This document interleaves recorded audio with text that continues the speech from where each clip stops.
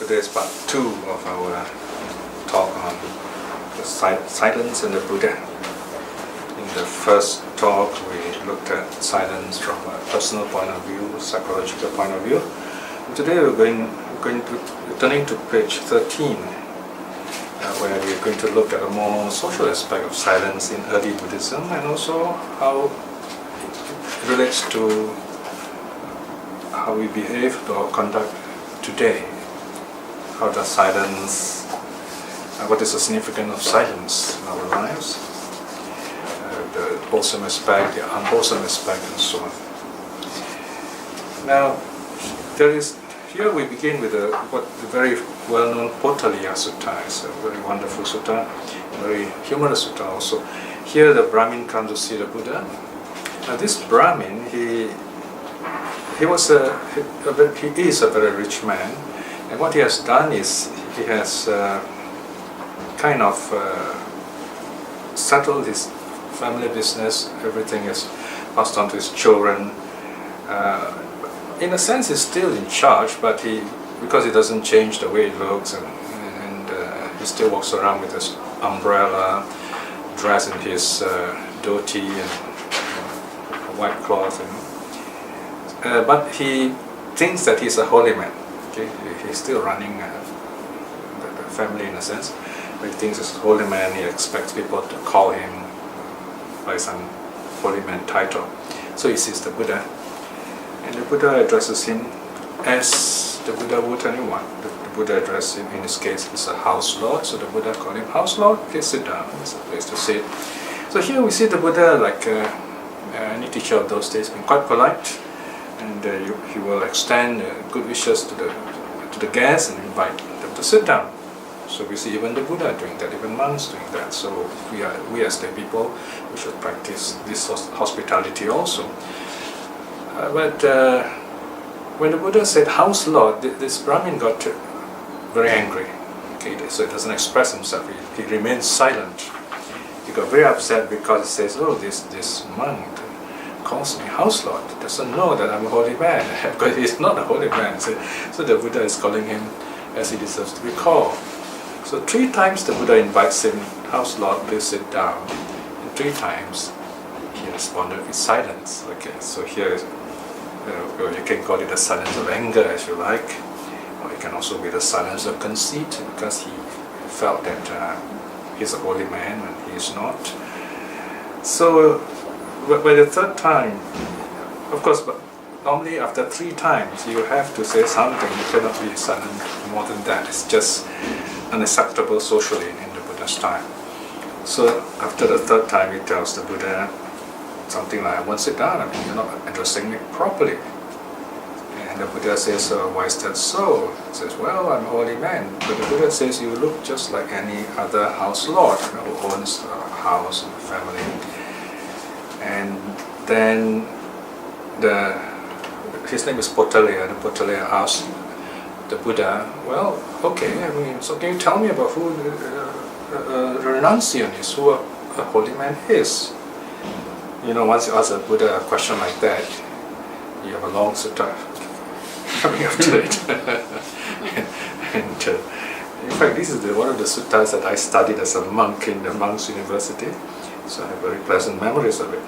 So the Buddha gives this beautiful survey of the Buddhist training, the whole Buddhist training, sila, samadhi, panya, moral training, mental training, and wisdom training. At the end of it, of course, Potaliya was very happy and he took refuge. But here, the key idea here, he was upset and he remained silent. Okay? So that's something very interesting and quite strange also in a way. Now, we have another sutta called the Attaka Assa Kalunka Sutta, the discourse on the 8 kind of restless horses that cannot be trained. And this is in Anguttara.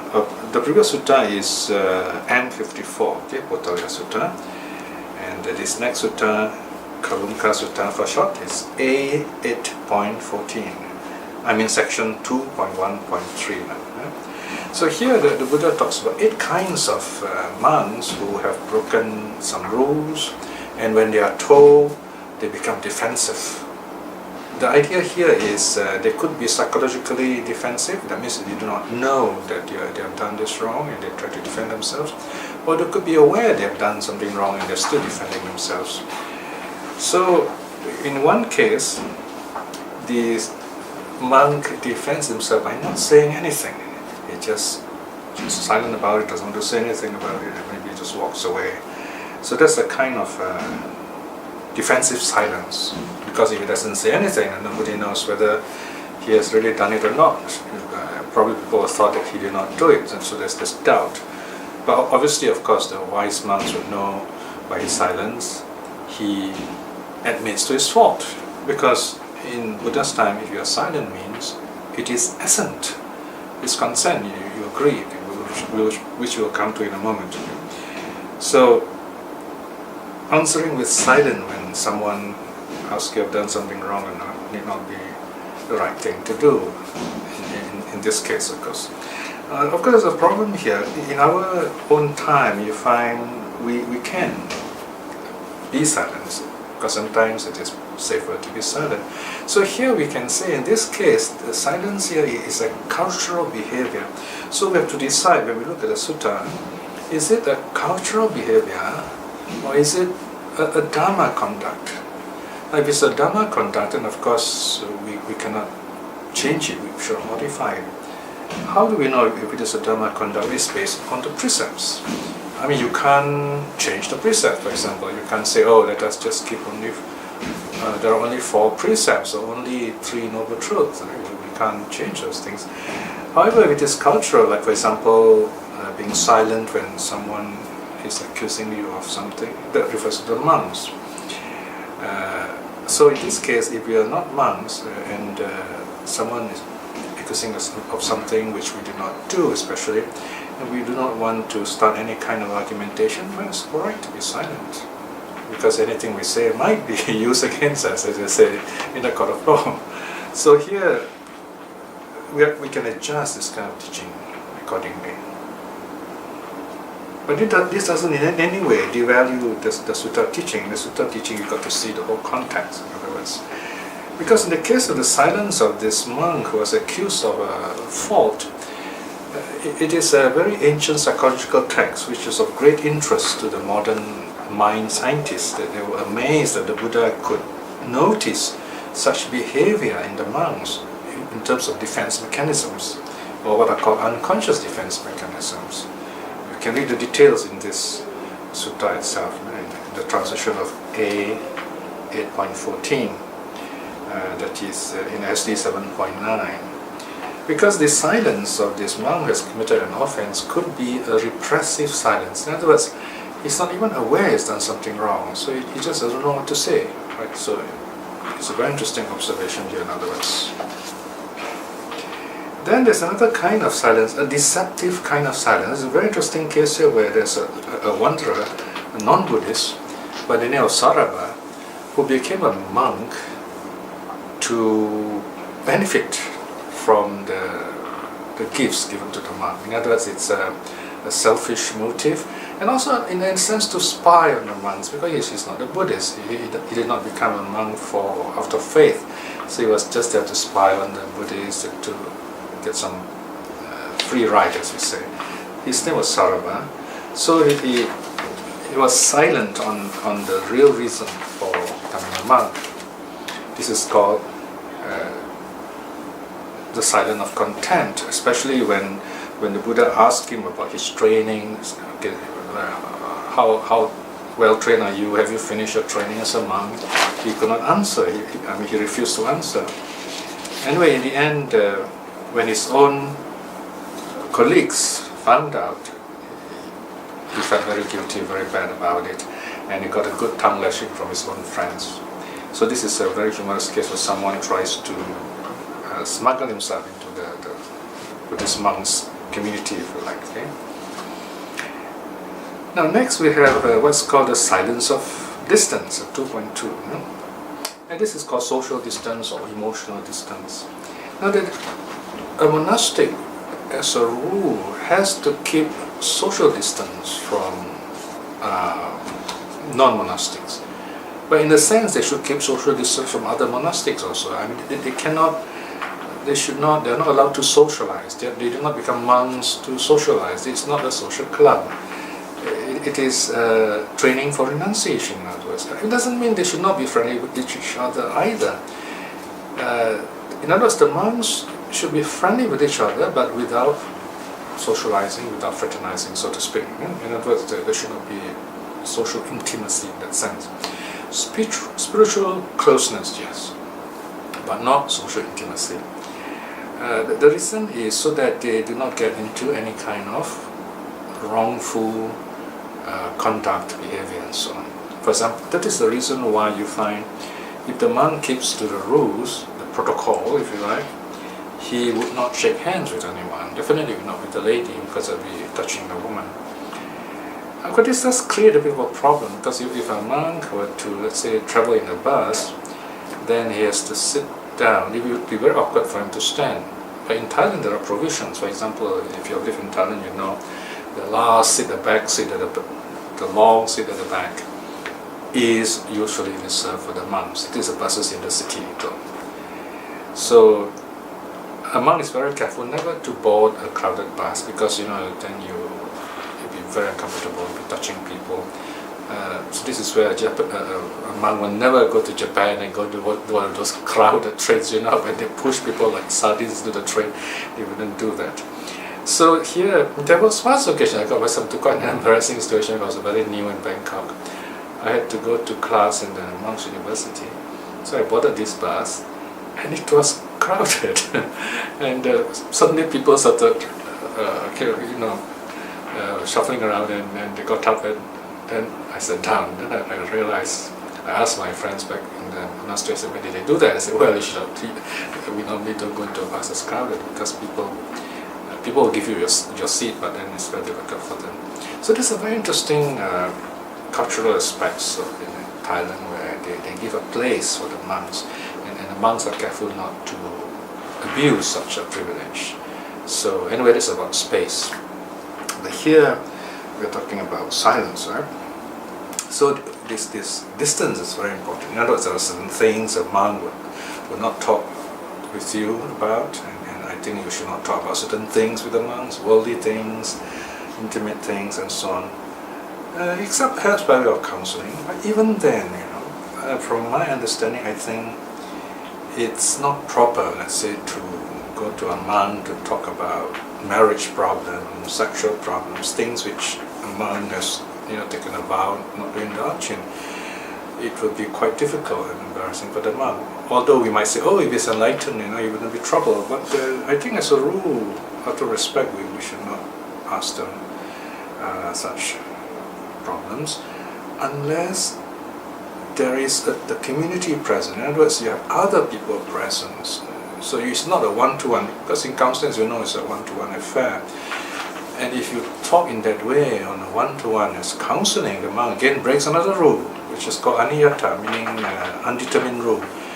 Let's say if a monk and a lady were to sit in this room, everything is closed here, and no one sees them, even though they're not talking, the monk has broken the rule. It's called the undetermined rule. In other words, you do not know what happened, and people could be suspicious of what's going on behind closed door, a monk and a woman. Or all this could be glass. You can see the monk and the woman in this room, but you can hear them. There's a second rule called the undetermined, where you can see the couple, but you can't hear them. But again, you do not know what they're talking about. They could be talking about something intimate, right? So a monk, in that sense, would not be able to counsel someone on a one-to-one basis. So there must be someone else present, in other words. So this is quite tricky. Of course, whether a monk would relax about such rule or not is another matter. But strictly speaking, there should be another monk present. So here, the silence or social distance is to help the monk keep his vow of celibacy, of aloneness, of renunciation.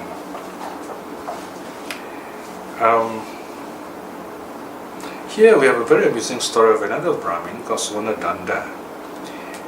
Okay, he visits the Buddha, and actually this is it's a standard description of how people come to see the Buddha when the Buddha is around visiting the village. They will kind of, in the evenings, they all walk in groups and rows and come to see the Buddha. And it's a beautiful situation here, you see. So I'll just read through the relevant passage. This is on page 14. Son of the Brahmin house lords of Champa, it is the name of a town, too exchanged greetings with him, with the Buddha. When this courteous and friendly exchange was concluded, they sat down at one side. Okay. Some greeted him with their palms together, lotus-wise, and then sat down at one side. In other words, they didn't say anything, but they greeted him. Some announced their name and clan before the Blessed One, and then sat down at one side. They introduced themselves. Probably these are the big families. Okay. I used to smile whenever I read this. Imagine if a Brahmin family is a big family, and he introduces them one by one. Imagine how long that takes. So you can imagine this welcoming situation can take about an hour, altogether. Anyway, they had a lot of time those days. So now what's interesting is the last line. Some kept silent and sat down at one side. Now the question is, why did they keep silent? Now you see, imagine the Buddha is staying in a forest near a village, and there's nothing much to do in a village in the evenings, so almost everyone would go to see the Buddha. But obviously not everyone want to see the Buddha. I'm sure in the villages there are people who are worldly and who are not religious. But the thing is, everyone in the village goes to see the Buddha, so they have to come along. And some of them might not even like the Buddha. They say, oh no, why is he here? Now he's disrupting my evening affairs and so on. But they have to follow. They go along with the village. So imagine when they come to see the Buddha, they will be too happy. So they wouldn't go forward just to say hello or put their palms together or even definitely not introduce themselves. So they just remain silent and sit down. And usually they will sit right at the back. Okay? So here we have a very interesting social silence, in other words. Now there's another interesting kind of silence. That is called the silence of deference. This is to show respect. This is a different level now. Deference means respect. Here is where we have monks who observe what is called the rule of silence. These are three good friends. Okay, I'm looking at 232. This is recorded in Nalakapana Sutta. We have here there's an assembly of monks. So before talking about the retreat, let me talk about this Nalakapana Sutta first. The monks were assembled together, and the monks Anuruddha, Nandiya, Kimbila, Kankariwata, Ananda, these are great monks, they all were present there. So the Buddha was asking the other monks assembled, what do you think of these monks? Do you think they are happy as monks? Do they delight in the holy life? Now imagine the Buddha is asking them. Of course the answer is obvious, but the other monks did not answer. For two reasons they don't answer. Firstly, the Buddha is asking them a question and they want to make sure they answer properly. Number two, the Buddha is asking about monks who are present. So whatever they say will reflect on their attitude to those monks. So these younger monks did not say anything, they just became silent. So this is called a silence of deference, silence out of respect. And this is the kind of silence we often see in Asian society, where they won't say anything to the seniors. So the Buddha asks thrice and nobody answers. Then the Buddha... Now, of course we could ask ourselves, why did the Buddha ask this kind of question? The Buddha was trying to impress on the monks to follow the example of the great arhats, or of these other monks. And of course, Ananda was still a string winner. So, but the monks were a bit kind of too deferent, too respectful to answer. So what the Buddha does now is ask Anuruddha. In this group, I suppose Anuruddha would be the senior most. So he asks Anuruddha, okay, are you happy in the holy life, right? Of course Anuruddha says, yes, we all are. So of course that would make the monks present, and he said, okay, now we know these monks are happy, and that's a good thing. Because the idea is some of these younger monks might think, wow, these elderly monks have been monks for so long, are they really happy, Yeah, I mean, I remember when I was a young monk in Thailand, we used to, smile and laugh with the younger monks with each other and say, look at some of the old monks, they've been so long, they've been monks for so long, we wonder, are they happy or not, So here we have the answer. So here is where younger monks do keep silent to us, older monks especially, and not to say anything wrong against them and so on. And we also show the same silent reference to our teacher, right? We let the teacher speak, we don't cut in, okay? So there are stories about a certain monk, I think his name is Piya, if I'm not mistaken. He would often cut in when the elder monks were discussing, and then he was kind of told not to do so. So that was a bit rude because it's supposed to be listening. So this is called silence of deference. Now next one is silence of acceptance. And here we have it also shows agreement here. Right? This is very common. You see people coming to see the Buddha, inviting the Buddha for breakfast or alms offering the next day. So this is recorded in Ambata Sutta D3, but it's found in quite a number of other places. So whenever the Buddha is asked politely, the inviter will say, Bhante, we would like to invite you for breakfast tomorrow early in the morning. And then the Buddha will remain silent. Okay? So once it is silent, it is yes. Only if the Buddha cannot make it, like in the case of Ananda could not make it, he says, I can't come today, or because I've taken some medicine, I have to rest, I'll see your master tomorrow. Okay?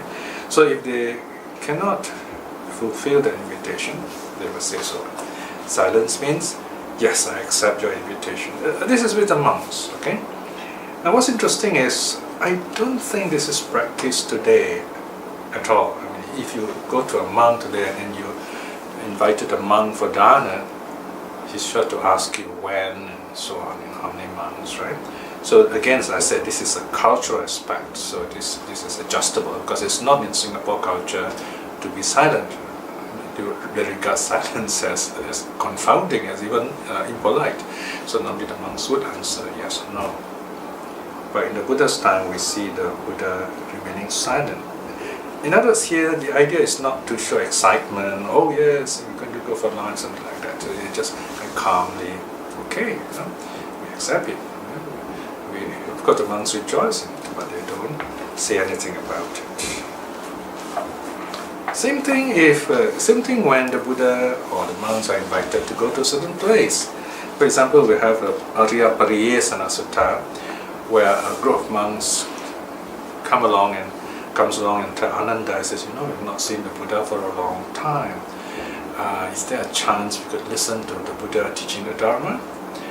Ananda said, yes, of course. Ananda is famous for his PR, his public relationship, what they call liaison.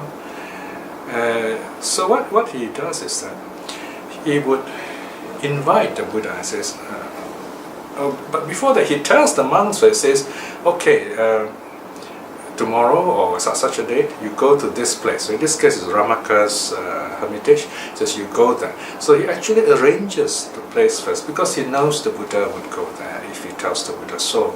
Then after telling the monks to be there, then he tells the Buddha, he says, Bhante, it'd be good if tomorrow or such a day we go to Ramaka's hermitage, because there'll be monks who will be wanting to listen to you giving a Dhamma talk, and this hermitage is a very nice place to go.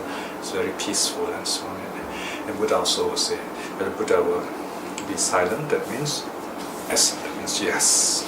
So you see this very pleasant kind of, very peaceful way of connecting with one another. And this silence is also used in the Sangha. For example, let's say a matter has come up, For example, when I became a monk, I went through this too. I have to present myself before the Sangha. There were 20 of them during my ordination. Then I will have to recite some verses saying that please accept me into the order, I would like to be a monk, and so on and so forth. And then my Kamavachacharya, the monk was announcing the act. It is called a Sangha act, like a parliamentary act. Now he will recite it in a very beautiful Pali. He says, okay, here we have this candidate called Piya, and he's got his arms bold and everything in order, and he wants to be a monk. And if there's no objection, then let the Sangha be silent. And then second time he says so, third time he announces the same thing. And 3 times the Sangha is silent. In other words, no one in the Sangha objected to my ordination. If someone says, no, I don't think I accept him, I can get ordained. But usually that doesn't happen because all the candidates are screened first, and so that's just kind of a procedure. So here, acceptance by silence is a very famous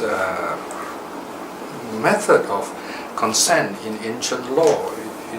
It is called a silent procedure. In fact, it's so well known, there's a French term for it. It's called procédure d'approbation tacite. In Latin, it's called qui tacet consentire videtur. It means he who is silent is taken to agree. Or silence means consent. One reason is it cuts down noise.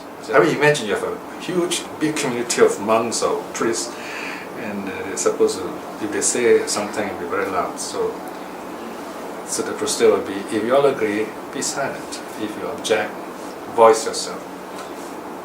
And sometimes there's another line that's added in, especially when it is another matter that is to be settled by the Sangha.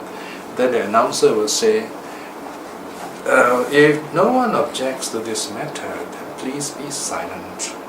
And once this matter is carried, you will be silent forever. You should not bring it up again. The matter is closed, in other words. So here silence is used in the Vinaya proceeding also, in the legal process. Okay?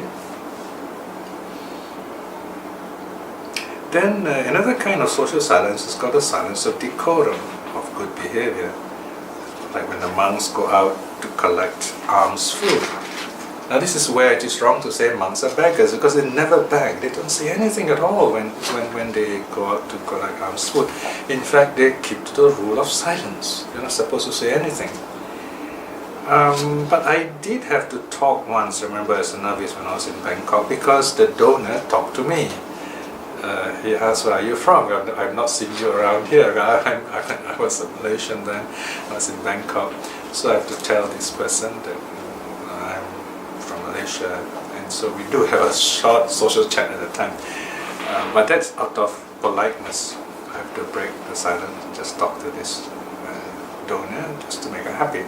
Otherwise, usually we don't talk. So we will carry our bowl and we walk looking down, about plows right in front of us. Of course, occasionally you have to look up to make sure it is safe to walk in front and you're going in the right direction. But if you've been living in that area for so long, you can actually, as I say, walk with eyes closed. Of course, it does not to be taken literally. It means you walk with your eyes downcast, and you know your way very well. But you've got to look up also to see where there are donors. They usually stand in the corner with some food, and we would go before them, and sometimes there's be a long line. And we normally will look ahead, we just gingerly look ahead and see if there's enough food for everyone or not. Because in Bangkok, they normally would put their food in little bags, so you more or less know. Let's say he has got 4 bags of food left, and there are already 4 monks there, you wouldn't wait there because you're the 5th monk, you get nothing anyway, so you're going your way. Then, when our turn comes, we would calmly stand before this donor, not too near. Of course, in this case, the donor will come nearer because it's got to put the food in. Otherwise, you've got to keep arm's length like that. So once the donor comes near, we open the bowl cover, and we put it at the side very calmly. And then this person will put the food in the bowl. And once he puts his palms together, we know he has finished offering. Then we close the bowl. On the other hand, if if our bowl is full, then we have to close the bowl. Okay? Then of course there's a signal that we cannot accept any more food. So these are very interesting conventions where everything is done peacefully, mindfully. Right? There are difficulties, especially during festival days, especially New Year. Not Chinese New Year, the commercial New Year, when a lot of people offer food. And I remember I was keeping the rule very strictly, so I closed my bowl, and I realized that poor lay donors were not happy that they couldn't offer, So I asked my brother and mother, I said, what do I do? My bowl is full. He said, oh, you can always turn the cover upside down. Because the cover is like a plate, you see? And you turn it the other way around, you can hold some more food. Then the Navi's master said, don't do that. That shows greediness. So we have to adjust ourselves. Okay. Then we noticed the older monks would bring his pupils with him, who carry big bags. So he would put the food in the bowl, and he would empty the bowl into the bag, and he goes around collecting some food. Again, the Navi's master said, don't do that. But anyway, this old monk did it for a good reason. He has a number of students to feed. The lay students, they normally come from poor family, from up country. They're staying in Bangkok in the larger monasteries. So that's a bit of social arrangement. Okay? So anyway, we're talking about silence here again. So basically, the monks will be silent when they're offering alms food, when receiving alms food rather, and they don't even thank, they don't say anything, because it's all proper convention. The food is put into the bowl, he closes the bowl, and walks calmly and goes back to the monastery. And then either the monk eats alone, or normally as novices, we would pour all our food together in a big plate, and then we select what we want from a common pool of food. So even if you do not get enough food, there's always something you share, because if you get one full bowl of food, you can't finish that food by yourself, because our standard bowl is quite big. I think it can fit easily 5 novices, 3 monks, 5 novices if you like. So, but we don't get always a full bowl. We might get just enough for say two monks or 2 novices. So we share, put everything and we eat together. And then at the end of it, we recite Thanksgiving, some blessing, words of blessing, and that's when we thank the donors. So it's done after the meal.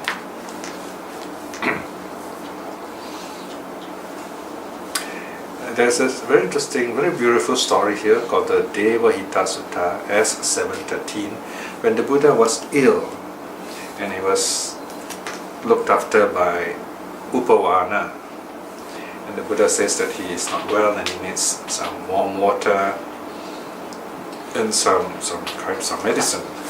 So Upawana he goes to a Brahmin's house, a Brahmin who is a kind devotee.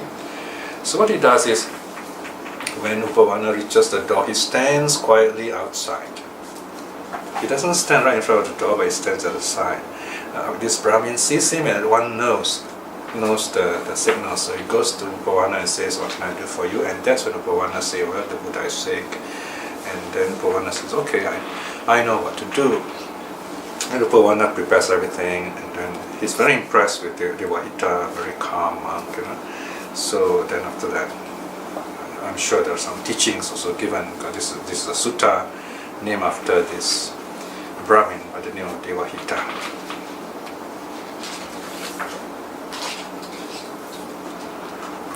So we have silence of decorum here. And now we go to example how the rule of silence is observed. This is mentioned in Anuruddha Upakilesa Sutta, M128. Now here we have a couple of monks living together, and they're very good friends, but they're on meditation retreat, so they kept the rule of silence. No one says anything, except only once a week. Once a week they meet together, and that's the only time they talk with each other. Even then they are discussing Dharma. Okay? So how do they communicate despite their silence? Well, they have to do their chores, their morning chores, like fetching water, meaning the place, before their meditation. So they will maintain a rule of silence.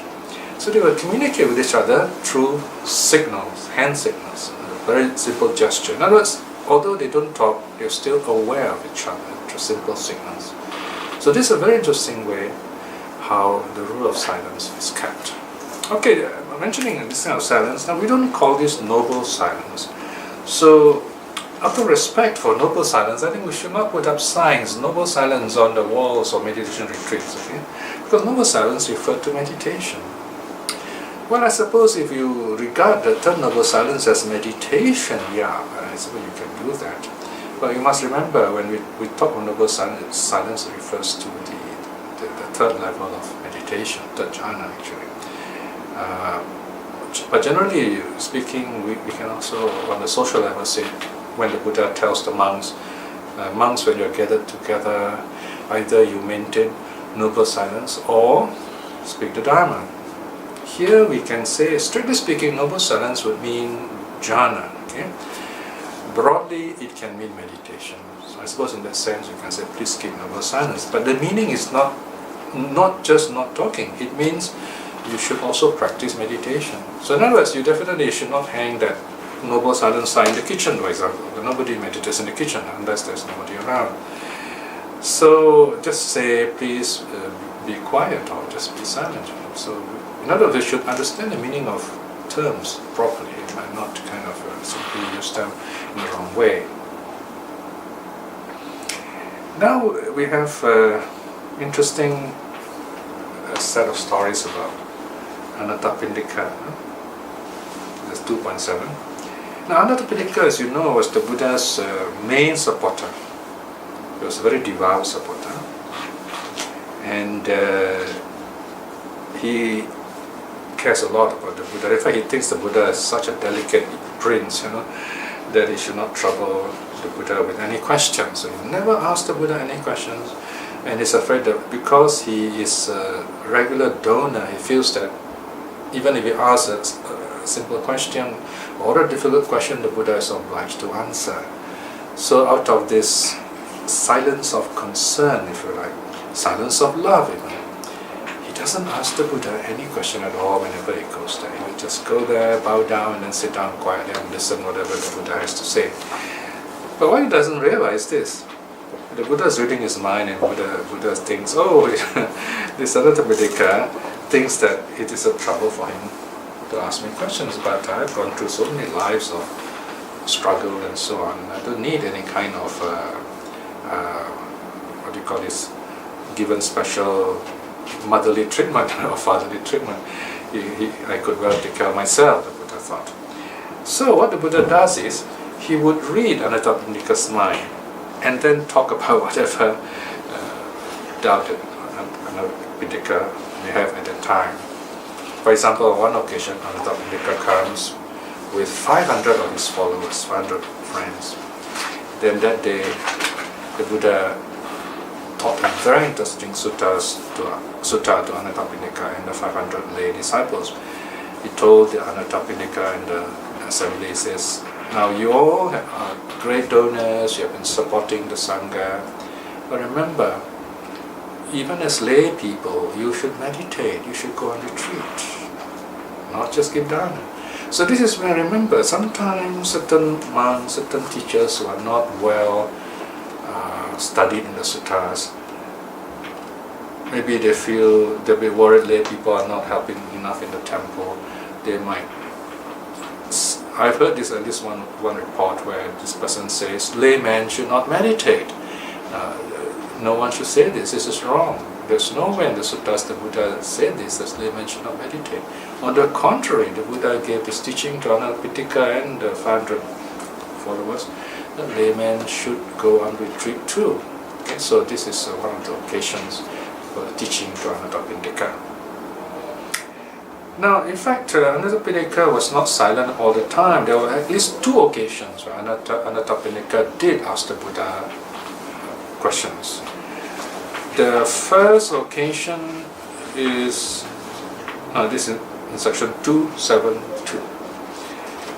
The first occasion is recorded in Dakineya Dattapa Sutta, A 2.35. When Anathapindika asked the Buddha, how many in the world are worthy of gifts where gifts should be made? In other words, what kind of people are worthy of gifts?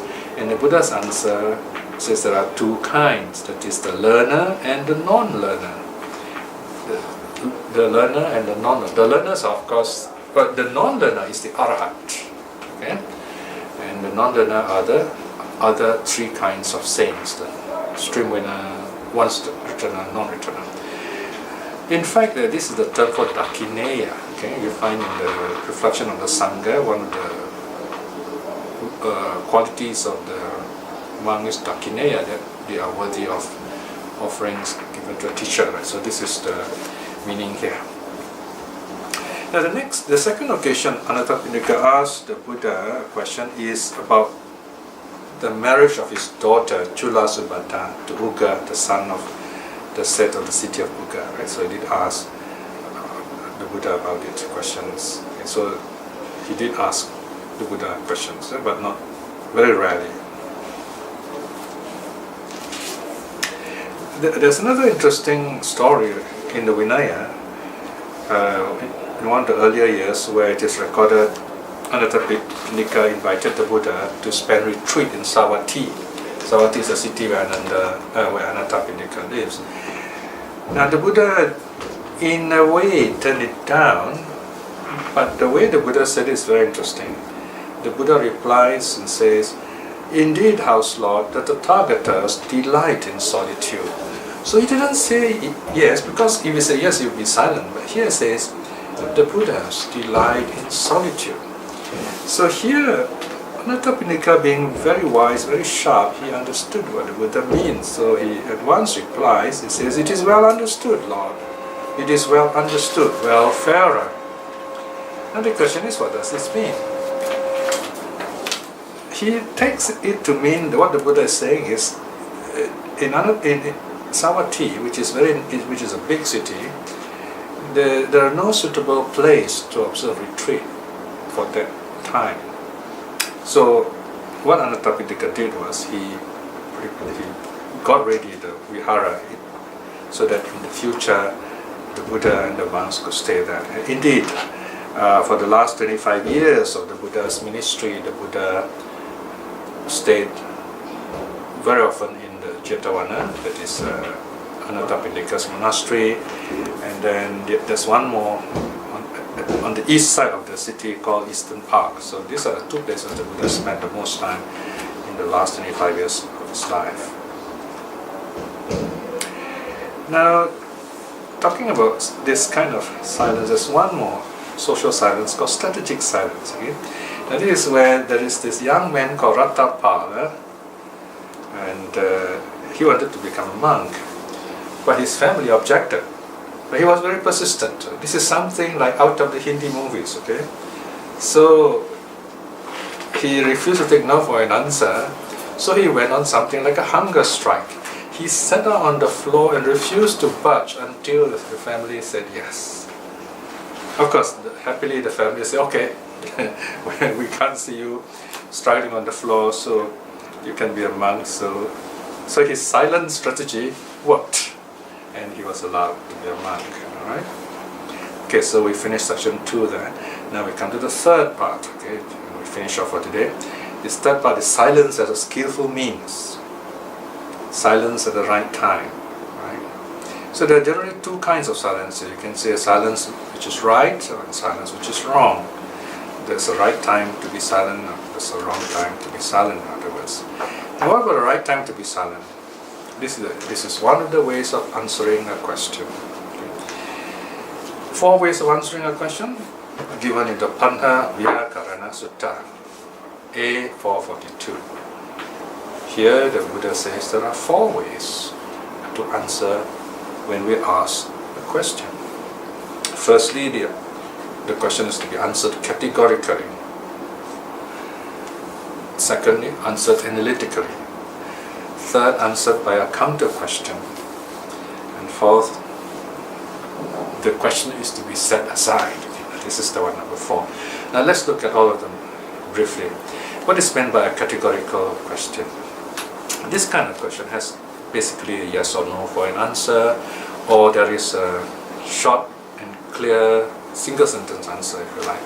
For example, someone asks, does the Buddha teach monks to handle money? A good answer is no. Okay? So it's a categorical answer. Or someone may ask, what does the Buddha teach? Okay, and you can answer categorically, he teaches suffering and the ending of suffering. One sentence, that's it. Not much explanation, it's very clear, conclusive. So this is called a categorical answer. The simple way to remember is, it's a short answer, yes or no. It is usually an affirmative answer. The second kind of question is an analytical question. This is a question you cannot answer with a short yes or no. For example, what is karma? Okay? Or even the question, what did the Buddha teach? You can answer in an analytical way too. Then you got to elaborate. So this is an elaborate answer. The third kind of question is very interesting. Let's say that someone asks,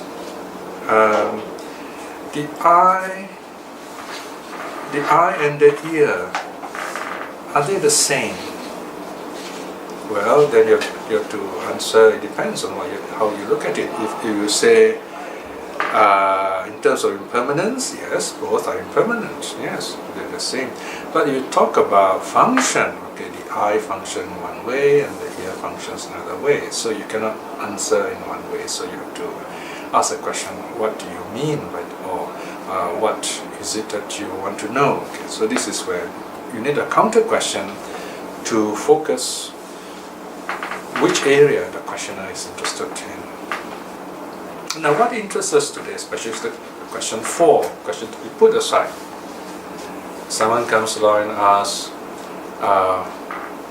do you believe in the God, or do you believe in my Savior, and so on. We don't have to answer that question. It has nothing to do with our training.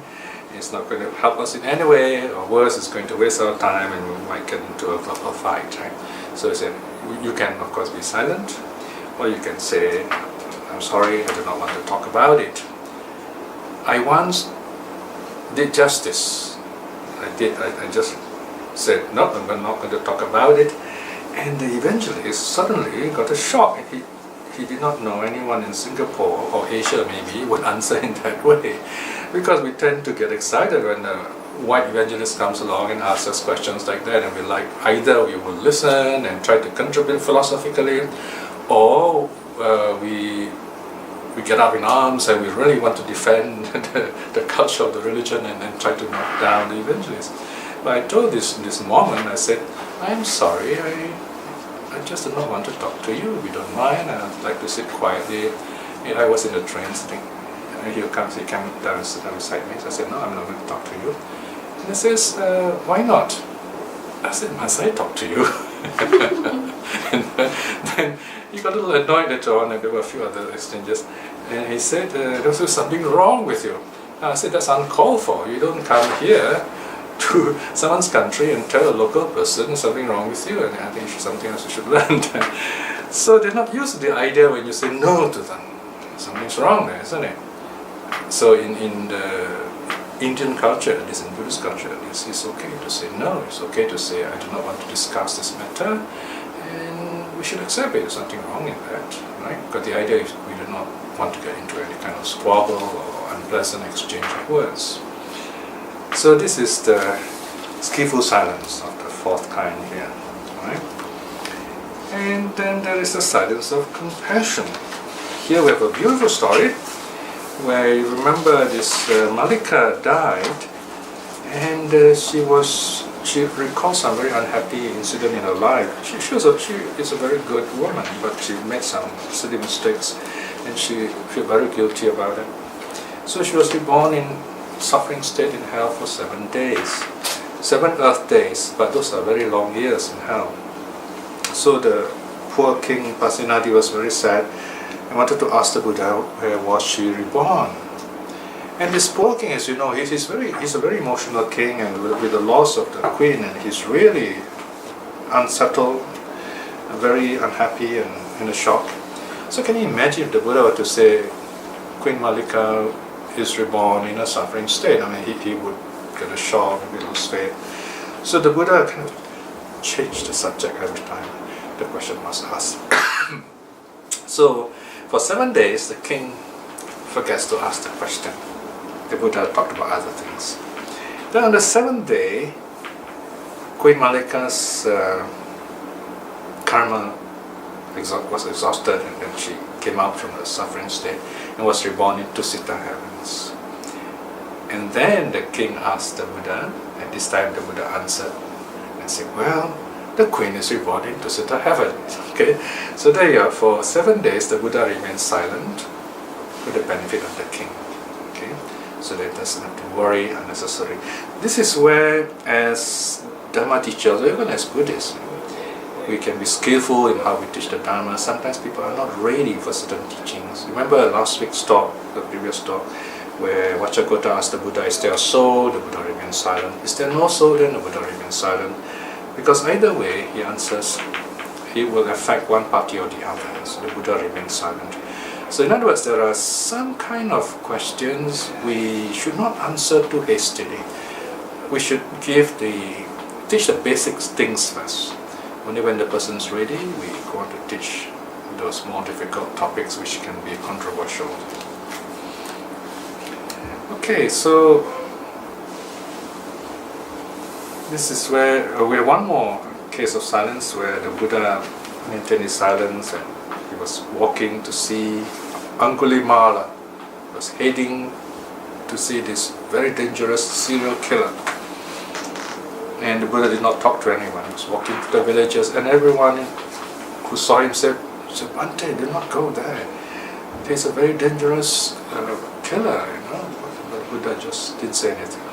Remained silent, just walked on. Okay? So we can say this is the silence of conviction, if you like, or silence of compassion, even silence of purpose. Right? So we're single-minded. We're going to do something, so we're not going to talk. Then there is the healing silence. There are times when it's better not to say anything, right? Especially in a family sometimes. It's not, you just don't have to answer anything, so you don't make any family quarrel worse, but just be silent, right? And of course there is the silence of transformation where people change, where you hear something, you listen, you feel peaceful, and you change. Okay, this one is more to meditation. Right? For that reason also, the Buddha often tells the monks not to discuss all those speculative questions, so that our mind can be silent and peaceful. Here the Buddha is like a doctor. Remember this famous parable of a doctor? The Buddha is silent on all those speculative questions like how did the world begin, how will it end? The Buddha says all these questions have nothing to do with peace of mind, nothing to do with Buddhist training. So don't worry about them, because there are no real answers, no correct answers. So the Buddha says, be silent on it. Be silent on these questions, so that we can direct our energy to the right goal, peace of mind, to ultimately to the silence of nirvanic silence. So the parable of the doctor is telling us that what is the real urgency in Buddhist training? Someone got hit by a dart or an arrow, a poison arrow. So the doctor comes along. Here the Buddha says, if this wounded man were to say, oh, don't pull out the arrow until I know who made this arrow, who shot the arrow, which direction it comes from, and so on, the Buddha says, this man would have died. So what do? The very first thing is we have to pull out the dart, pull out the arrow. That's what a doctor does. So the Buddha is like a doctor. He's telling us, do what needs to be done first. Everything else, hold on, don't bother about it. It's not our task. Our task is to remove that arrow of suffering. And that's what the Buddha's teaching is about. Suffering and the removal of suffering. And all else, the Buddha is silent on those unnecessary teachings for training as a Buddhist practitioner.